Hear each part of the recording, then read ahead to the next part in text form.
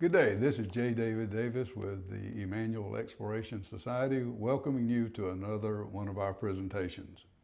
Today, I want to talk to you about the little nursery rhyme, Rockabye Baby. Now, most everyone you know can recite the first line, and I want to do that for you right now. You see, I'm reading it so that I get it right. It's Rockabye Baby on the treetop. When the wind blows, the cradle will rock. When the bough breaks, the cradle will fall, and down will come baby, cradle and all. Rockabye baby, gently you swing, over the cradle mother will sing. Sweet as a lullaby over your nest, the tender songs my baby is rest. Now, I won't read the rest of it, but is this a sweet story? Is this a story of innocence? What I see is not a sweet story to get a child to go to sleep, but I see a horror story. Now, what is the horror story? You've got a child hanging in the top of a tree in a basket attached to a limb that is obviously faulty. And the wind blows, and the cradle begins to sway back and forth. And as it does, it puts pressure on that limb, and the limb breaks, and the cradle comes down, the baby comes down, and crushes to the ground, limb, cradle, and all. So this story is not a sweet nursery rhyme. It's a horror story. It's a story of an innocent child being crushed under the weight of the limb in the cradle. This story is passed down from generations.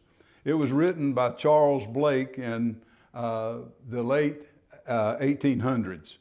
People repeat what they hear without thinking. They repeat what they hear without thinking. In the time of this writing, we did not have the medicines and things that we have today. So death was an important part of life.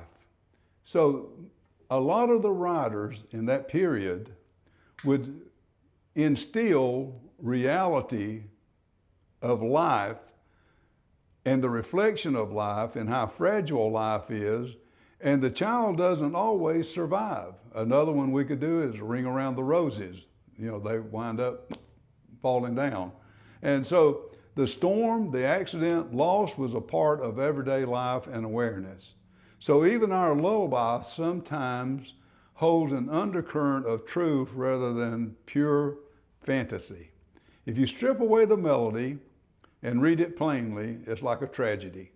But there's another way to look at it to make it less settling. The tree breaks, but the one moment the baby is enjoying a sweet little swing in the tree, and the next an unimaginable horror. There's something sharp about the reflection. I'm refusing to accept something as sweet just because culture labels it that way. I'm reading the story exactly as it is. This kind of awareness is exactly how people start seeing deeper patterns in language, traditions, and belief. Think about Rockabye Baby.